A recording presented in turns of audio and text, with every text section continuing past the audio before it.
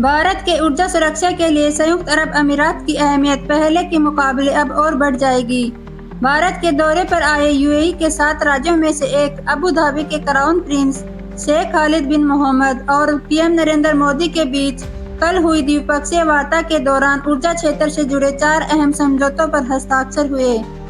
इसके तहत न सिर्फ यूएई के साथ भारत को दीर्घकालिक अवधि के लिए एलएनजी आपूर्ति का रास्ता साफ हुआ, बल्कि दोनों देशों के बीच परमाणु ऊर्जा क्षेत्र में संभावना को तलाशने के लिए भी समझौता हुआ है।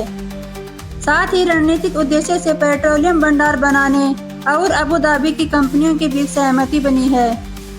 भारत में खाद्य उत्पादों का पार्क बनाने के लिए दोनों देशों की कंपनियों के बीच समझौता हुआ है, जो भविष्य में यूएई की खाद्य सुरक्षा के लिए महत्वपूर्ण होगा। अबू धाबी के क्राउन प्रिंस 3 दिवसीय भारत के दौरे पर आए हैं। पीएम मोदी के साथ उनकी मुलाकात में मुख्य तौर पर ऊर्जा सहयोग और दोनों देशों के बीच कारोबारी सहयोग का मुद्दा ही केंद्र में रहा। उन्होंने सोमवार को सुबह महात्मा गांधी की समाधि पर फूल चढ़ाए। उल्लेखनीय तथ्य यह है कि उनके दादा शेख जायद बिन सुल्तान अल नहयान ने वर्ष 1992 में और क्राउन प्रिंस के पिता यानी यूएई के राष्ट्रपति शेख मोहम्मद जायद ने वर्ष 2016 में राष्ट्रपति की समाधि पर भारत की आधिकारिक यात्रा के दौरान आए थे।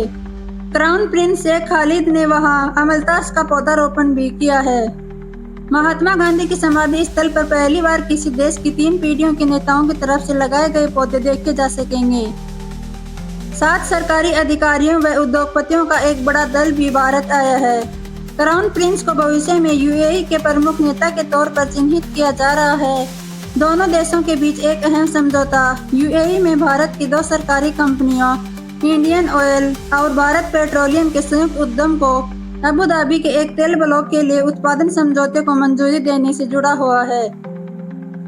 यह पहला मौका होगा जब किसी भारतीय कंपनी को यूएई के ऊर्जा ब्लॉक में सीधे उत्पादन करने की अनुमति मिलेगी। एलएनजी समझौता आईओसी व गेल और अबू धाबी की कंपनी एडीएनओसी के बीच हुआ है। इससे भारत को सालाना 10 लाख मीट्रिक टन एलएनजी की आपूर्ति सुनिश्चित होगी। इस साल भारतीय कंपनियां पहले भी यूएई से एलएनजी की दीर्घकालिक आपूर्ति के लिए 2 समझौते कर चुकी हैं। सबसे अहम समझौता nuclear power corporation of India limited और अमीरात न्यूक्लियर एनर्जी कॉरपोरेशन के बीच हुआ है। पहली बार भारत खाड़ी के किसी देश के साथ परमाणु ऊर्जा की संभावनाओं पर काम करेगा। खाड़ी के क्षेत्र में यूएई के साथ भारत सबसे ज्यादा करीबी तौर पर काम कर रहा है। वर्ष 2021 में दोनों देशों के बीच कारोबारी समझौता होने के बाद यह भरोसा और बढ़ गया।